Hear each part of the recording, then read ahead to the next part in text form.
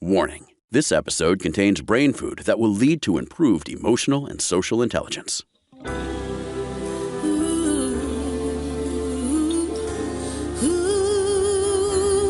Give us 1 hour and we'll help you change the way you think about happiness. Harvesting Happiness with Lisa Cypers Kamen is fresh, optimistic, and purpose-driven media that promotes well-being from the inside out. Each week, Lisa spotlights diverse trendsetters and change agents who are the greatest contemporary thinkers and doers, devoting their lives to creating a better world in which to live. Your host, Lisa Cypers Kamen, is a widely recognized applied positive psychology expert, author, documentary filmmaker, and lecturer specializing in optimal lifestyle management. Let's get to it. Here's Lisa. Good morning, good afternoon, and good evening, wherever you are. Thanks for joining me on today's show, where we are talking about brain boosting, the art of mental muscle toning. My first guest is Dr. Elaine Fox. She is a psychologist, author, and the head of the School of Psychology at the University of Adelaide in Australia. Prior to her move to Australia, Dr. Fox founded and directed the Oxford Centre for Emotions and Effective Neuroscience, also known as OCEAN, at the University of Oxford, a renowned research center exploring the nature of resilience and mental well-being. Dr. Fox is a cognitive psychologist by training. She is a leading mental health researcher combining genetics, psychology, and neuroscience in her work, and I am thrilled to have her in the house to talk about her newest book, Switchcraft: The Hidden Power of Mental Agility. Elaine, thanks for joining us on the show today. Hi, Lisa. Wonderful to be here. And thanks very much for having me on. Oh, my gosh. It is a pleasure because, firstly, I love this subject matter, the agile mind. What can we do? We can teach old dogs new tricks, right? Yes, absolutely. Exactly. And you're absolutely right. Agility is so central to resilience and just being resilient and to being adaptable. I first I've been working on this research for many years, actually, Lisa, but if I can tell you just a little story to start, it made me laugh out loud on a train in London, actually, many years ago. I was reading a story about a group of very incompetent armed robbers who were robbing a grocery store, and one of the robbers was actually a bus driver, and they were using his bus as the getaway vehicle. And when the police were tracking them afterwards, when they were trying to get away, they realized that the bus was actually following its usual route. So rather than necessarily getting the fastest way away, it was actually going its normal route. So they were obviously apprehended very easily.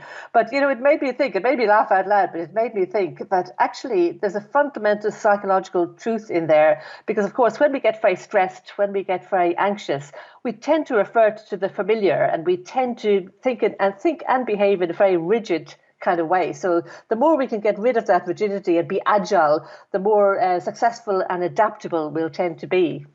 Let's talk about the importance of switchcrafting and defining what it means to be a switchcrafter. Exactly. Well, switchcraft is a word I obviously kind of made up. Again, I have to thank my husband, Kevin, for coming up with the title, which I think is a great title, because the book is really about, when do we stick with what we're doing and when do we switch? There's times we really have to make that decision to switch. So switchcraft is it's a set of mental talents, as I call them, or mental tools, if you like, to help us cope in a very uncertain world. Because the reality is we do live in a deeply uncertain world, and it's always been like that. It feels very, very uncertain at the moment. We obviously have the war in Ukraine, we've had the COVID pandemic, we've had political upheaval all around the world. But actually, if we think about it, you or I, Lisa, wouldn't be here today if our ancestors hadn't been very agile, because they had to deal with lots of uncertainty, and previous generations have lived through wars and famines and earthquakes and all sorts of disasters. So switchcraft is really the set of mental tools that help us cope with such an uncertain world. I like your approach. It's very optimistic too. And of course, that is part of what switchcraft is about, right? It is one of the skills that we need in order to navigate. Absolutely, and that's one of the things I really try to do in Switchcraft is really make the point that not only can we cope in very tough times and very uncertain times, but we can really thrive. We can really learn to thrive in those kind of times. And I often use the analogy of playing golf, because the idea in Switchcraft is really that there isn't one size fits all. There's no one technique or psychological trick we can use that will work for everything in life. And just if you think of a golfer going on to a golf course with a big bag of clubs, I often think, oh, they carry so many heavy clubs around this golf course. But actually, if you think about it, they need that, because if you're taking a very long shot, you need a driver to help you. If you're on the putting green, you need a different type of shot. If you're in the bunker, you need a different type of club to help you. If a golfer went out on the golf club with just one golf club, they'd be brilliant on one type of shot, but actually they'd really struggle on most of the golf course. And kind of life is a bit like that. If you think of it in terms of, we have different psychological techniques, different tools, which are great for certain situations, but absolutely not great for other situations. So things like mindfulness, growth mindset, grittiness, all of these things are really good. There's a really good evidence base, but they're not good for every single situation we're likely to face. So the message in Switchcraft is really, we need a variety of techniques, a variety of tools, if you like, and then we need to get the skill of knowing when to use the right tool for the right situation. In Switchcraft, you talk about 4 powerful psychological talents, and I have not often heard of psychological skills as being talents, and they are. And I would love for you to share them. Absolutely. Well, it's interesting because I kind of came up with using the word talent because I was using tool, and I thought tool sounds a bit harsh to me. And I thought, well, what am I really talking about here? And I think, I really do think these are talents. So the 4 kind of, as I call them in the book, pillars really of Switchcraft are, the first one is agility, which we've mentioned already. And arguably that's probably the most important. So the ability to be very flexible and to respond in a reflexive way to different situations we're faced with. But of course, it's not agility for just its own sake. There's no point just changing just for the sake of it. So that agility is informed by the other 3 talents, if you like. And one of those is self-awareness. So really getting a deeper understanding of ourselves, really digging deeply into what drives us. What makes you happy deep down? What are your inner benchmarks of your happiness? And I think the pandemic has made many people rethink their lives. So really understanding ourselves in a deeper way is really important. So that's one of the talents that kind of bolsters our agility. Another is situational awareness. So just being aware of our surroundings and the context we're in. Again, many of us go around really not noticing the world around us. Sometimes people are literally stuck looking at their phones as they're walking along the street. But a lot of the time we're actually a bit blind. We often kind of look at the world and think it's as we want it to be rather than actually what it is. So it's really tuning into the surroundings and trying to get a deeper understanding of the context and what really matters to the people around us, and that helps us to behave in the most appropriate way. And then the final one is emotional awareness, which is kind of part of self-awareness, but it's a separate thing, I think, because really embracing all of our emotions, our negative emotions as well as the positive emotions, is so important, because that helps us tune into our intuition as well. It helps us tune into our body. And so those 4 things: agility, being aware of ourselves, being aware of our situation, and being aware and understanding our emotions. They're the 4 pillars or talents, if you like, of Switchcraft. And these can be cultivated. We might not start out possessing high levels of all of these, but we can train through practice to gain more intelligence in these areas. That's absolutely right, and all of these, and what I hope I've done. I think the Switchcraft, is packed full of tips and techniques and exercises that people can use to try and strengthen each of these different talents. So things like, for example, in self-awareness, there's different tasks there. How we can learn how to become better at really developing an awareness of ourselves. And we could do that at a fairly superficial level in terms of testing our kind of personality, if you like. People love kind of testing their personality tendencies, which is an interesting kind of level of understanding, but it's actually quite superficial. There's an American psychology, Don Abrams, who talks about personality as being the psychology of the stranger. And it's in other words, what he's saying is that, we can understand ourselves in the same way we would understand a stranger, by just knowing our personality tendencies.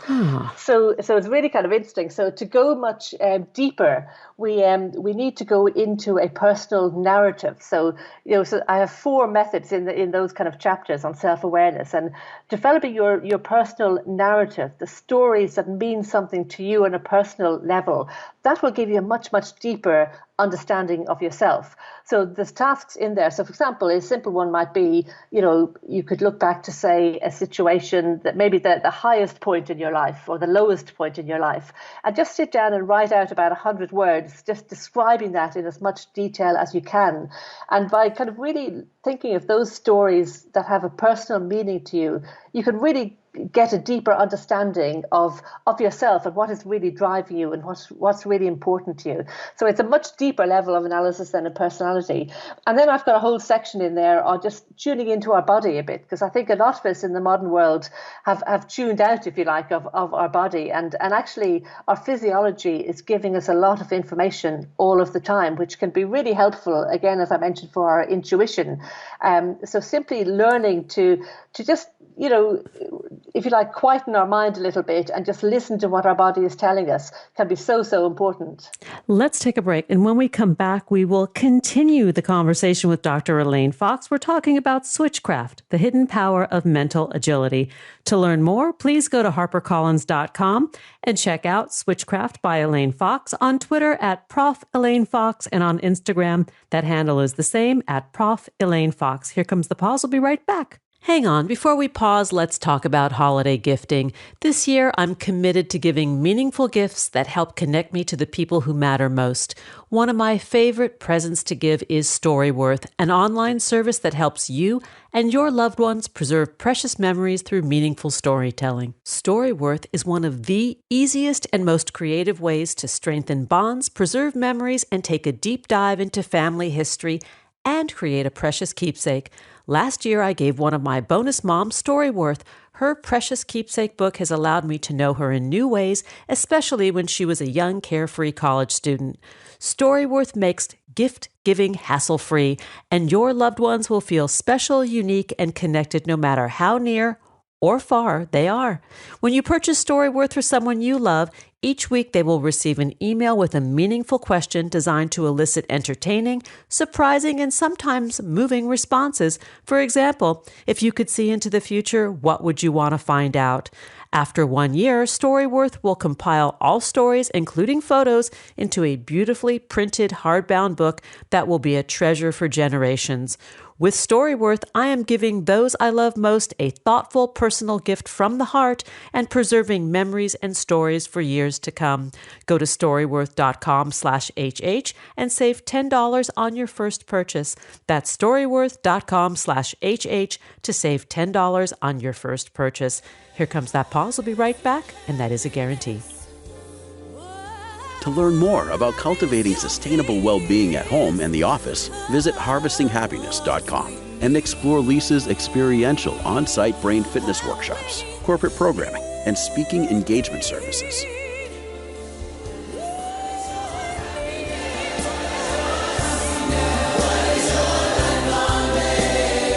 And we're back continuing the conversation with my guest today, Dr. Elaine Fox. We're talking about brain boosting, the art of mental muscle toning. Let's get back to the conversation.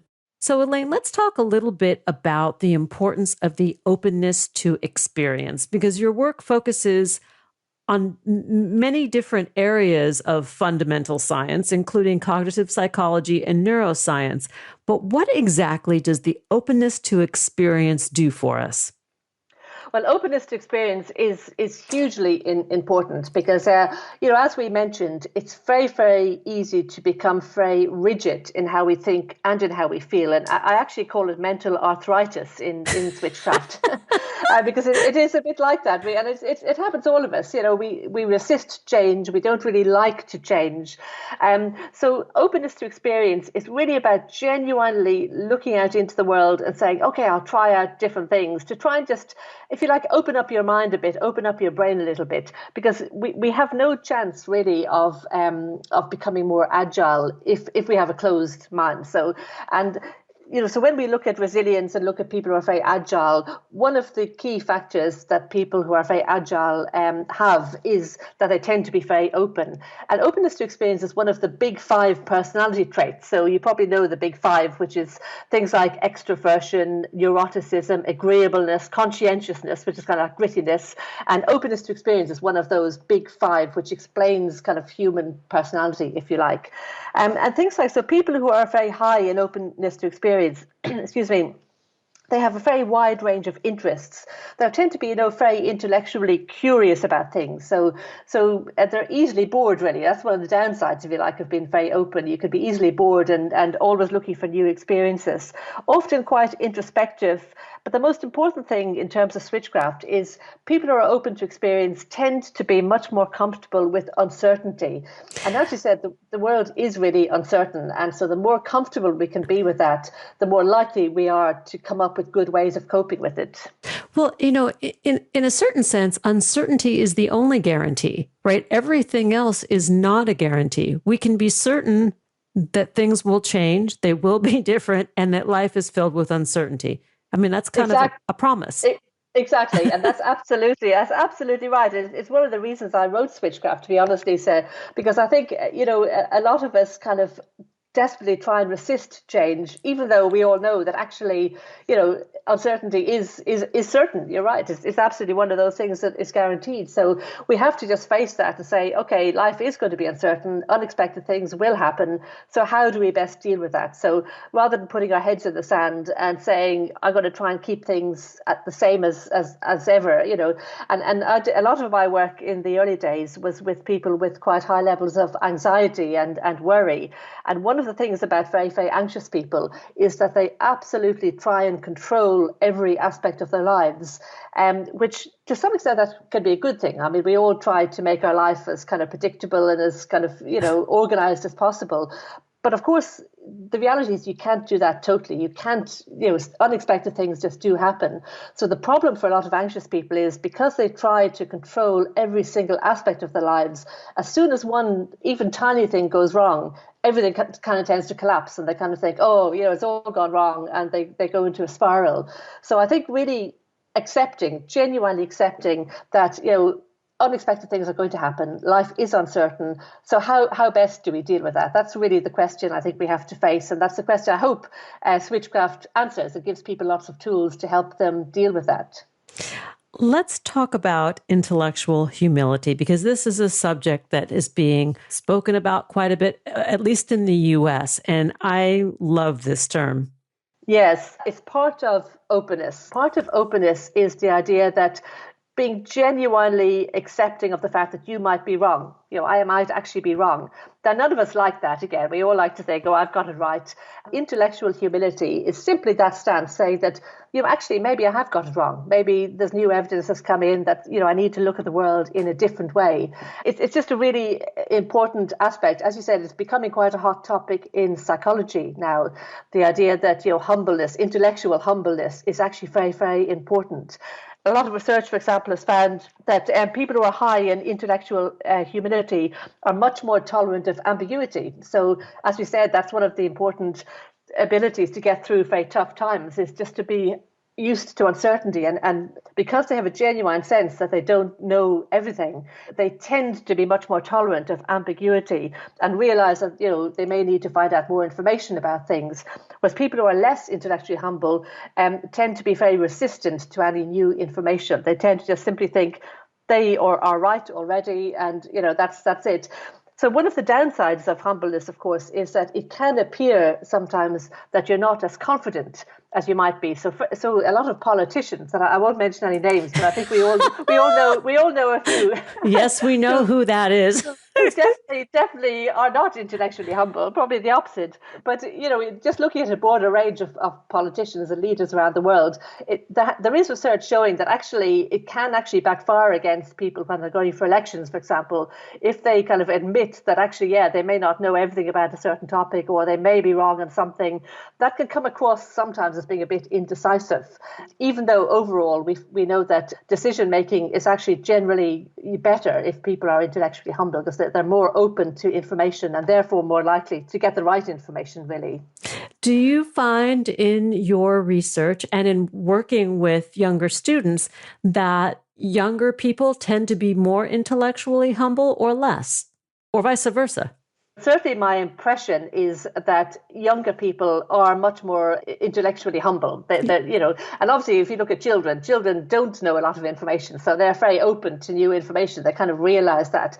And I think as we get older, we get more entrenched in our beliefs. And that's when I think your mind literally starts closing, if you like. And I think definitely it is the case as people get older, they do tend to get a little bit more. It's kind of the same as rigidity in how we think. It's just, you're very resistant to change your long-held beliefs. But people do that, and I know with my own mother, for example, it's quite interesting because I was brought up in Ireland, in Dublin. And when I was a young child, it was a very, very religious country, almost a fundamentalist country, a Catholic country. And my mother had been quite religious all her life.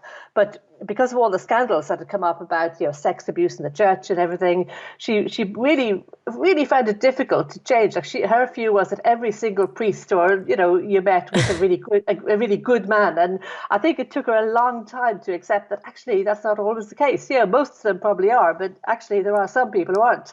And I remember I almost saw that in her kind of as she was getting older and older. She suddenly, opened her eyes and thought, actually, you do need to change. So I think, obviously we do get a bit more set in our ways as we get older. And when we see somebody who is much more open like that and intellectually humble as they get older, it's very refreshing, actually. There's a few people I have met who in their 80s and who are, they're still open to all sorts of new things. They still think, I probably got that wrong. And it's actually very, very refreshing. But I think you're right. In general, I think there's no doubt that all of us just get a bit more set in our ways as we get older. And in a sense, that's what Switchcraft is all about, is trying to resist that as much as we can and just try to keep our mind as fluid and as open as possible. I want to just talk about one of your earlier books, which is called Rainy Brain, Sunny Brain. It was an international bestseller, and I'd love for you to share a little bit about that. Great. Well, thanks, Lisa. Yeah. So Rainy Brain, Sunny Brain came out, I think it was in about 2012. But I think it's about my own research on really asking the question, why are some of us optimists and why are some of us pessimists?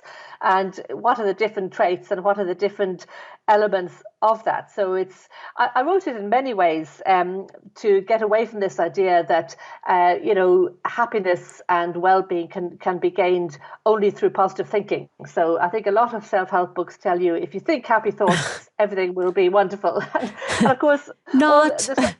No, absolutely. And the psychological research shows us that that's, of course, not the case, that it's actually more about psychological actions in many ways and positive actions rather than positive thinking necessarily. Positive thinking is important. I'm not saying it's not important, but it's not the only thing.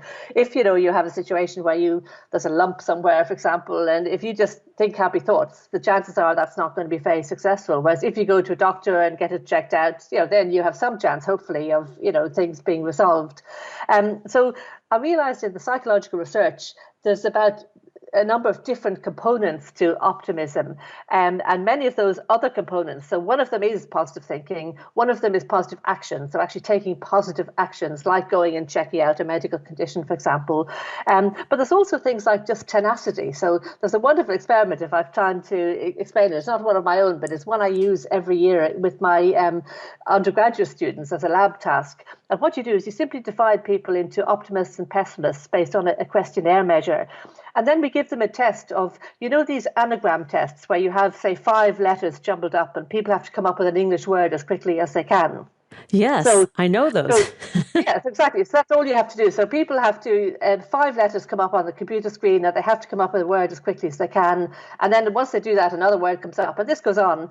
And so what we do is when we get to about 4 or 5, it's actually an impossible anagram. So 5 letters come up where there's actually no possible word that people can resolve.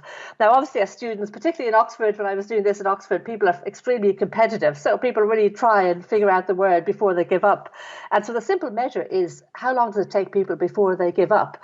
And it's one of those studies that it's unbelievable. It replicates every time. When you do it in a lab class, what you find is when you look at the results, the optimists, the people who scored on the higher on the optimism, tend to take significantly longer, about 20 to 30% longer before they give up than the pessimists. So that's nothing to do with positive thinking. It's actually all to do with simple tenacity, just sticking with something for a little bit longer. And of course, that's why optimism is often related to success in business, for example. It's nothing to do with positive thinking. It's well, I would say nothing, but it's not all to do with positive thinking. It's very much to do with these kind of other components like tenacity, positive actions, and the other thing, which we probably won't have time to go into, but is a sense of control. So optimists tend to have a much stronger sense that they have some control over their own destiny.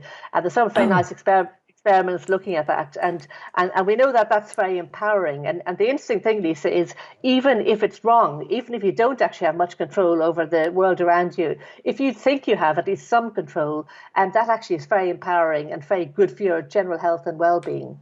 I wanted to go back to the words higher distress tolerance come to mind, that the optimist may possess that stick-to-itiveness and be able to tolerate their frustration a little bit longer than the pessimist.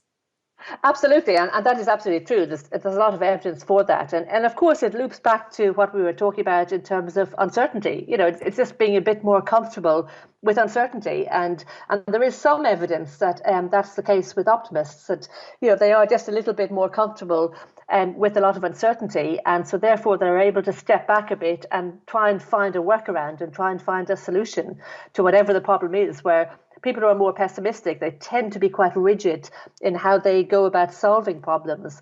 So if whatever technique they're using isn't successful, they'll tend to give up. So whereas an optimist will say, okay, that doesn't work, so let's try something else, and maybe try something else.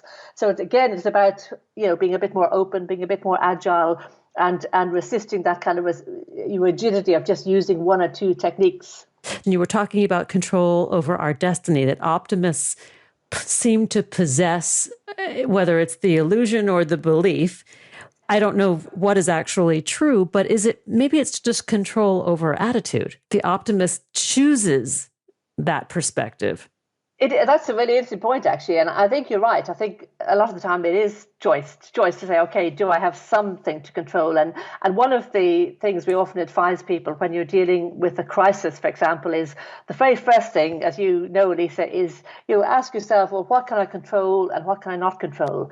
And I think the problem is a lot of times people try and control things they can't control. So, but actually there'll almost certainly be something that you can have some control over. So focusing on that is a much more positive way forward. So it is about kind of attitude to sense, but it's also, do I have time to just tell you a little experiment that was done? Quick, yes. Okay, very, very quickly. I'm sorry, I can't remember the person who did this, but it was an American study that was done, and it was done in a nursing home, so for aged care. And so there were a lot of elderly people there, and very quickly the researchers gave everybody a pot plant and Ellen Langer. It was Ellen Langer at Harvard. Langer, yeah, you know the study. Yes, you know the study. So basically the bottom line of the study was that some of the residents were told that they had to look after the plant themselves, and they could watch their video anytime they wanted to.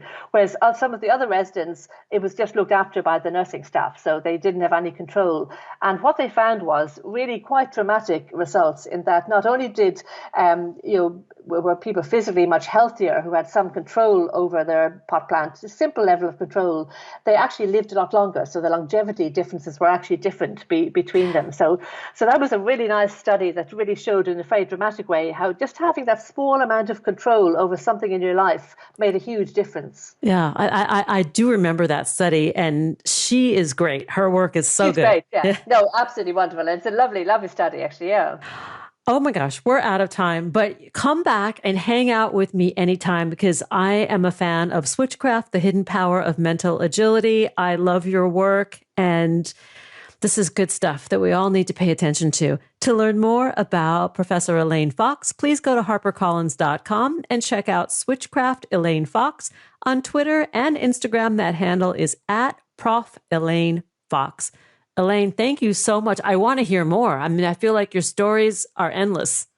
Well, thanks so much, Lisa. I really enjoyed it. I'd love to come back sometime. We're doing it. Here comes the pause. We'll be right back. Did you know that happiness is actually good for your health? Happy people live longer, are more productive, and make better partners, parents, and professionals.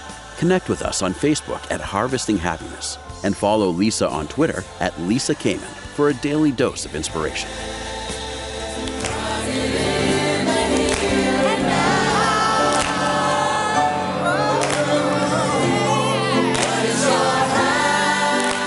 And we're back. Let's get back to our topic of the day, brain boosting, the art of mental muscle toning. My next guests are Dr. Amit Goswami and Dr. Valentina Onisor. Amit Goswami, who's been a guest on our show before, is a retired professor of physics from the University of Oregon, where he served from 1968 through 1997. In 1985, he discovered the solution to the quantum measurement problem and developed a science of experience explicating how consciousness splits into subject and object. In 1999, he founded the quantum activism movement. Dr. Valentina Onisor specializes in family medicine, where she integrates various systems of alternative medicine into her medical practice.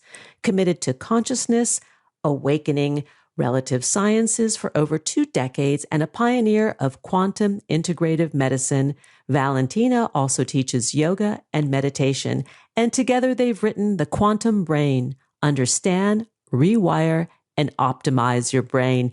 Welcome back, Amit, and welcome, Valentina. Thanks for joining us today on the show.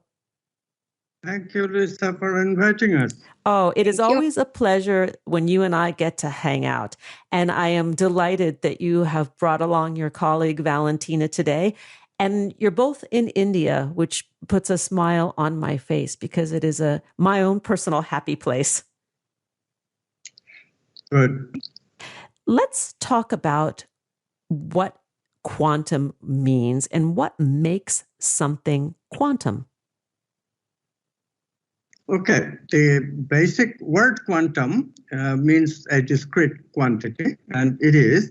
Quanta is the elementary particle of energy, but that does not really describe why quantum.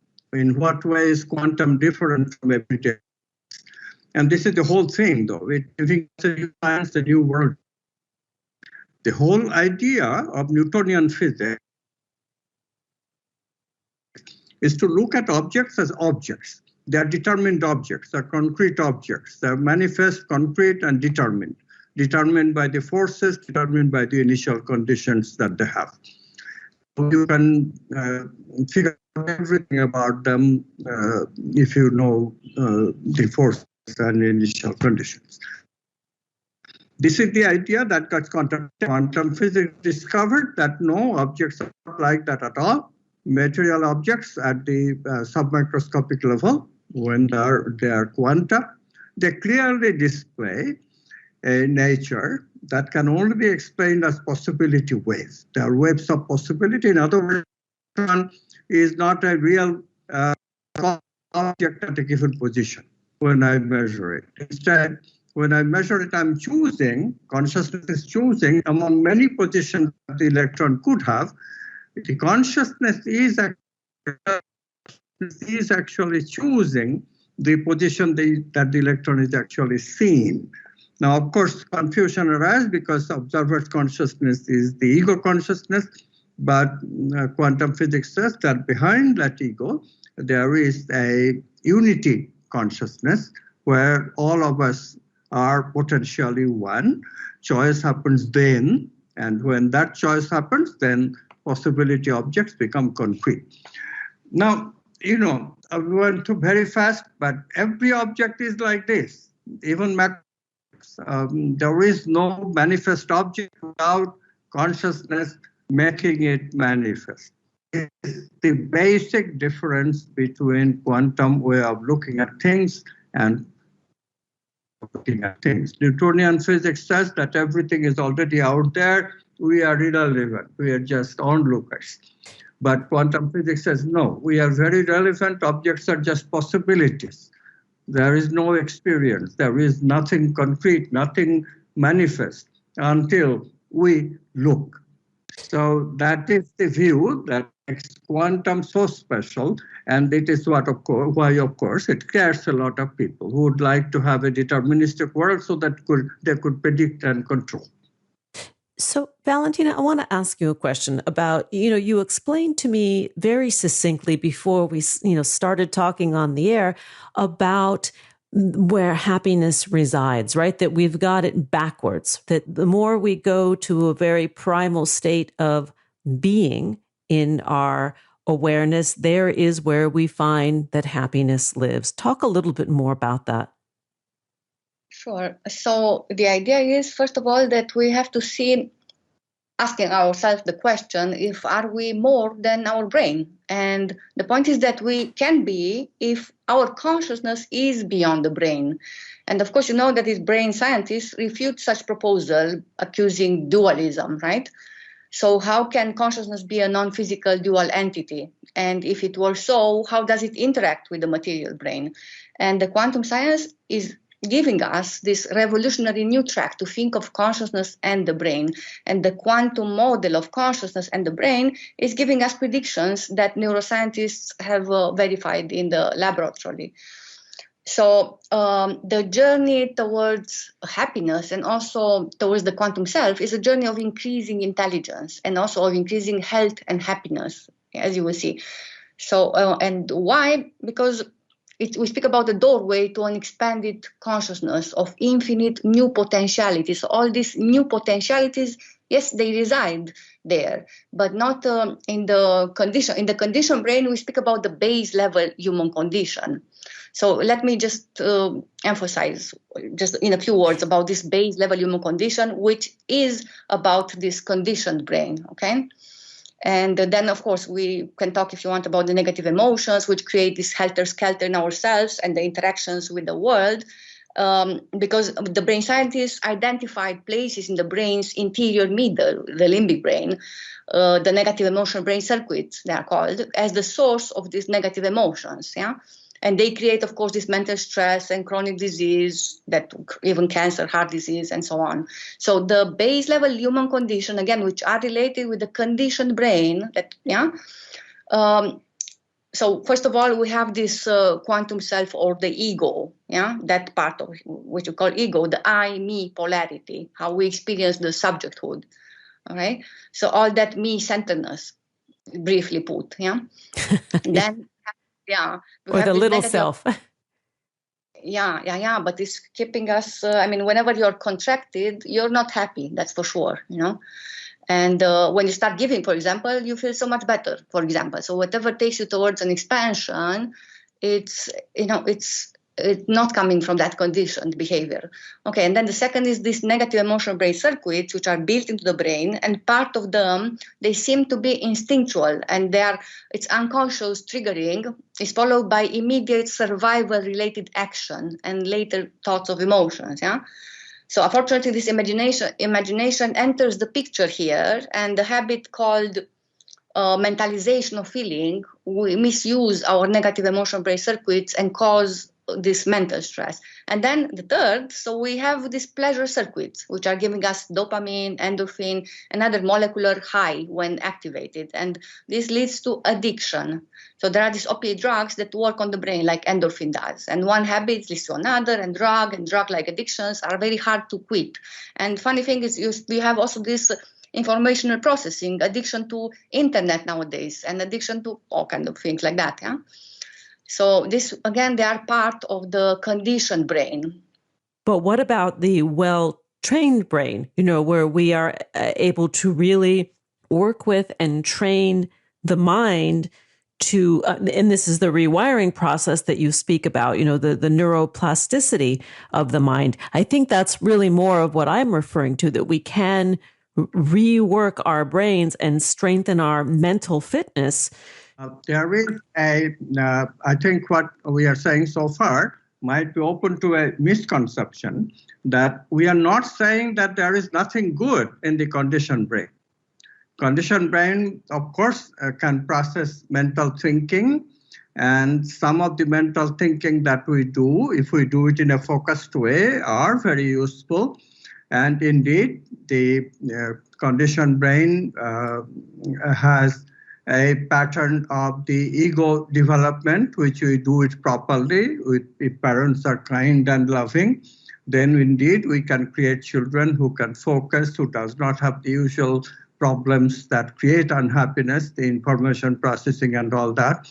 So undoubtedly, one should not get the impression that all people who grow up in today are of the conditioned brain. In fact, if that were so, then we would not be here speaking. Obviously, we three somehow have escaped the conditioned brain in the way we are describing it. But the point is that we are making is that many people don't know that there is something beyond the conditioned brain. If you want really, really happiness and health and live in positive emotions, then you can, if you wake up to the quantum brain. That's the whole message. Yeah. Well, and that clarifies the intent of the book, The Quantum Brain: Understand, Rewire, and Optimize Your Brain. Exactly. And I think that explains it very well. What we want people to understand is this other dimension as well, right? That is the spiritual and emotional sides that exist within all of us, humans and animal creatures. Talk a little bit about that. I'll just say this for a beginning, that when we look at the brain, the brain gave us a surprise, the researchers themselves. We have these two cells that Valentina already mentioned. One self reflects the quantum. We call it the quantum self. This is the self we experience when we are creative, when we are in love, when we are in positivity, when we are intuiting, when we are spiritual.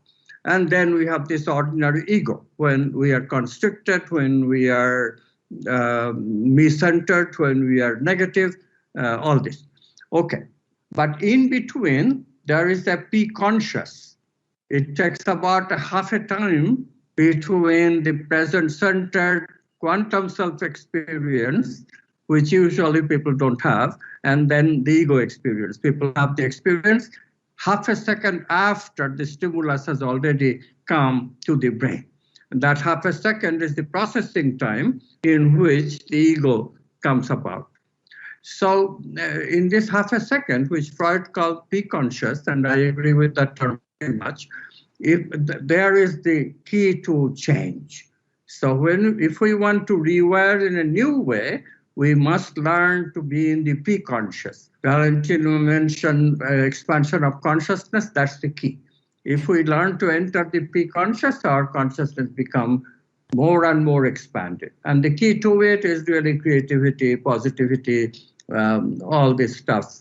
We're going to take a break, and when we return, we'll continue the conversation with Dr. Valentina Onisor and Dr. Amit Goswami to learn more about their work and their newest book, The Quantum Brain: Understand, Rewire, and Optimize Your Brain. Please visit www.amitgoswami.org, on Twitter at Quantum Activist, on Facebook at Quantum Activism, and on Instagram, that's Amit Goswami, PhD. Here comes the pause. We'll be right back, and that is a promise. Who says money can't buy happiness? Whether you are a skeptic or seeker, check out Lisa's new book. Are we happy yet?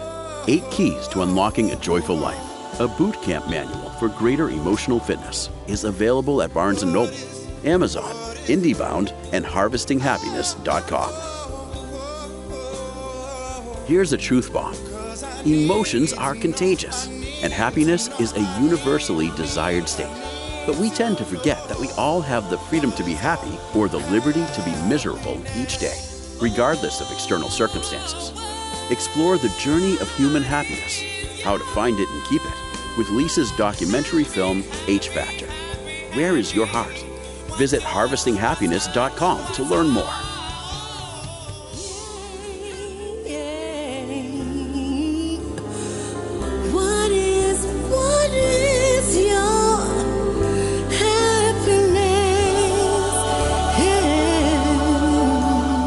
And we're back, continuing the conversation about brain boosting, the art of mental muscle toning.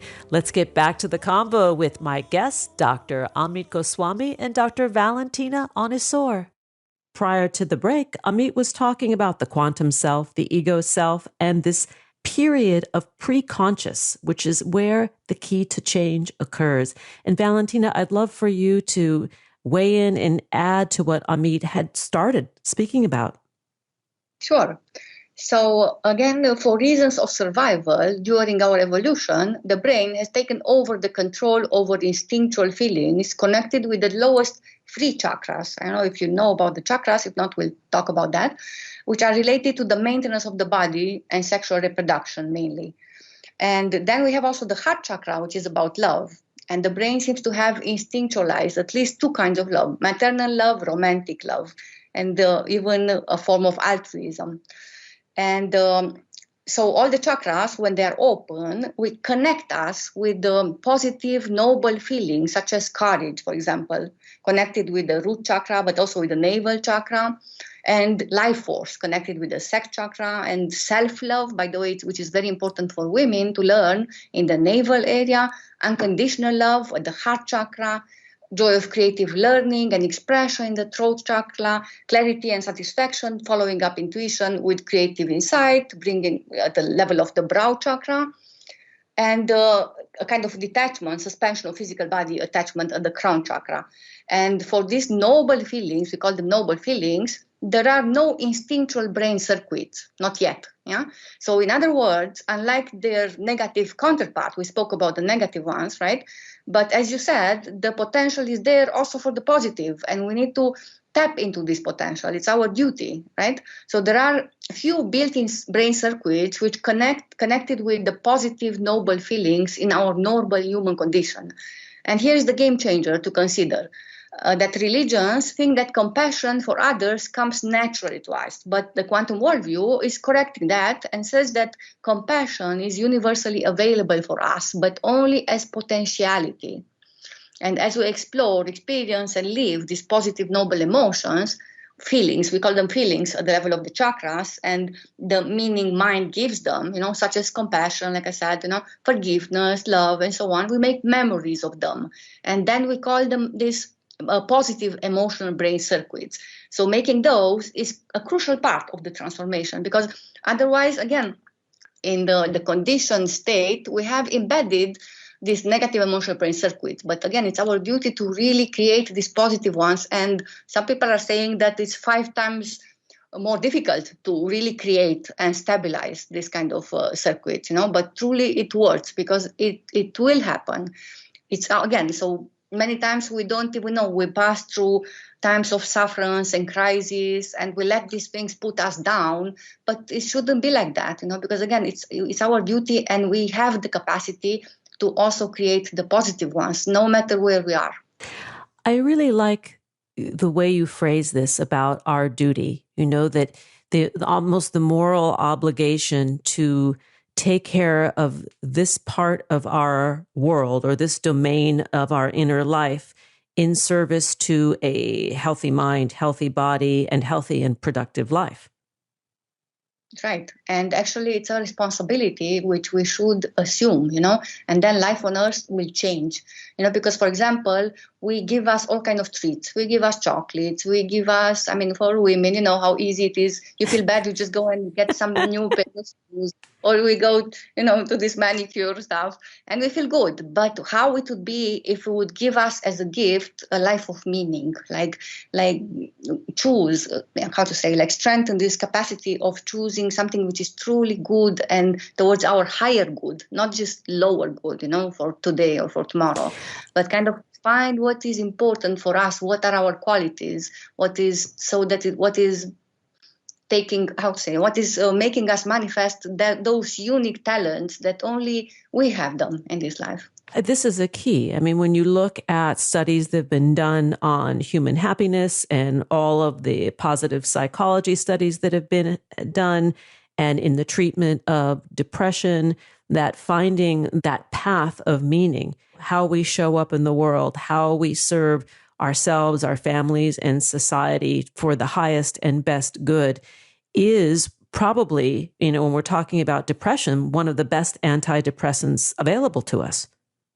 Talk about cancer, talk about Alzheimer's, because these are diseases which when people find the meaning of their life, they find something higher. I mean, most of them, the ones who treated themselves like through miracle from such things or even more, autoimmune diseases, they all have this common denominator. They found a purpose to live for. Yeah. I mean, you were going to say something, please. The key is that in the brain as is, we have become too centered in the rational mind, and we have lost touch with our intuitive facility. The intuitive facility is how consciousness connects to us. It's extrasensory. It does not come to us through physical stimuli, but stimuli that comes directly from consciousness. And to hear it, we have to have an opening of the chakra that is between the eyebrows, called the brow chakra. And that chakra is potentially possibility of opening it is not so difficult. In our childhood, it's already open. For every children, it is very open. But then this is where the enculturation really hurt us.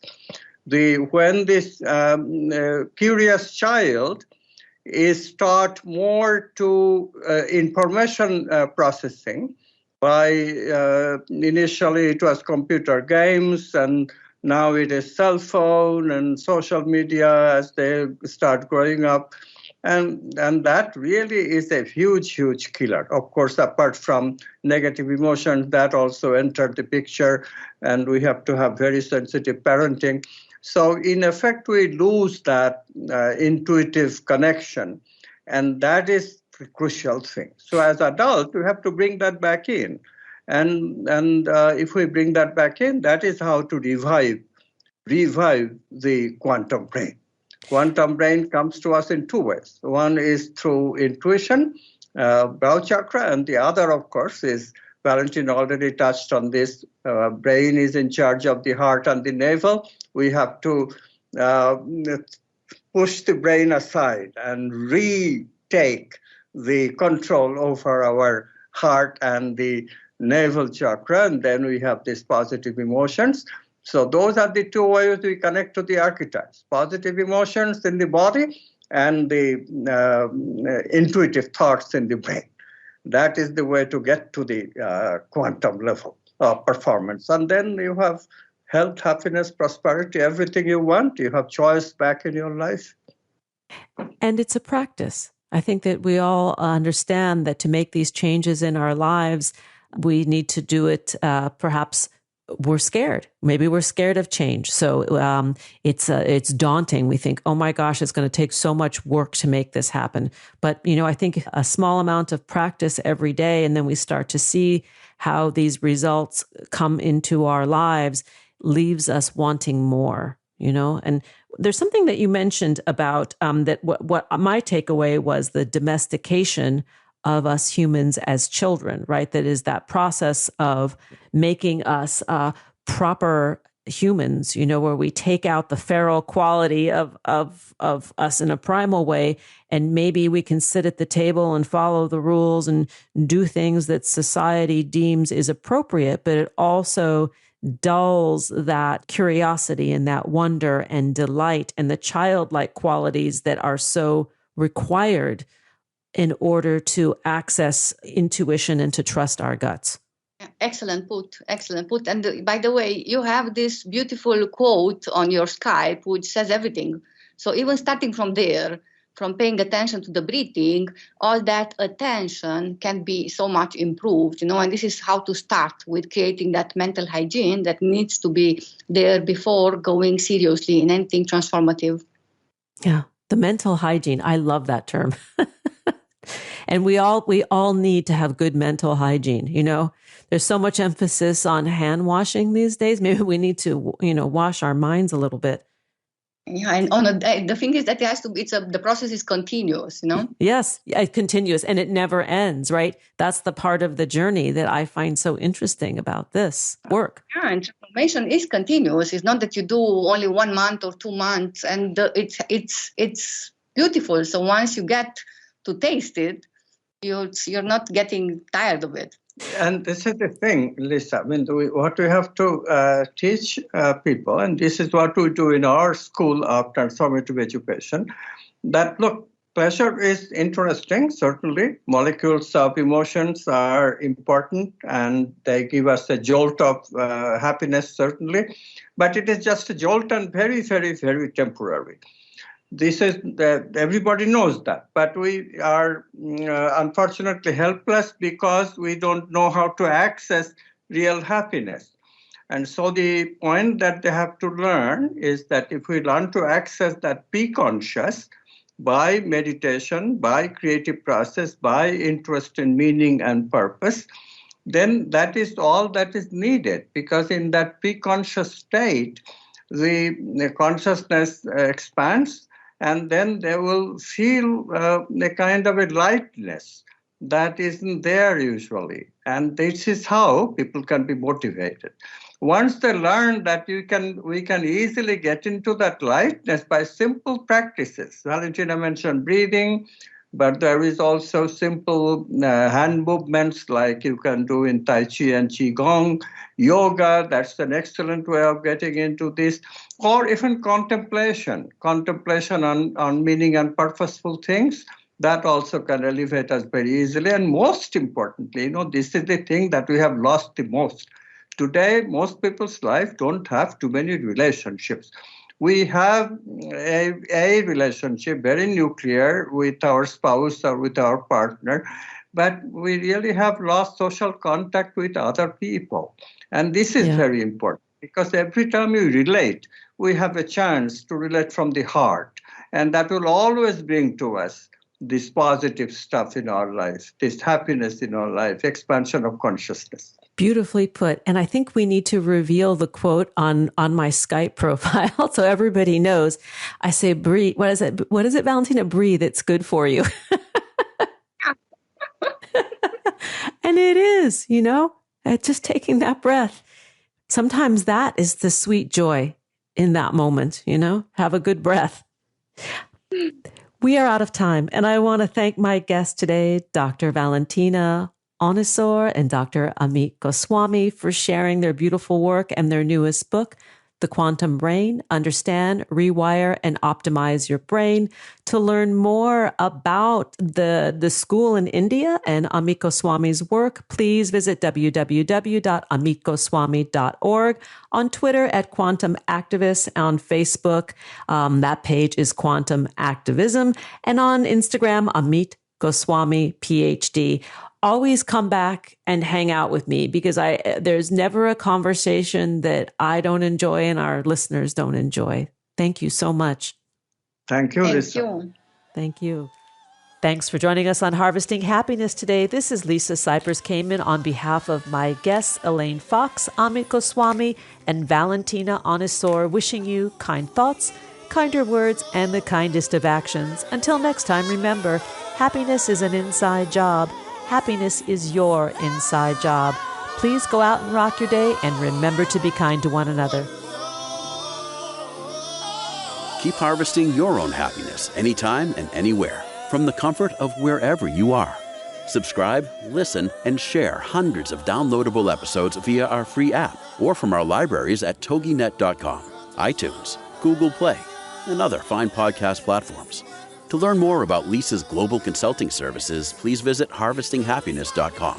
Spread more joy by liking us on Facebook at Harvesting Happiness and following Lisa on Twitter at Lisa Kamen.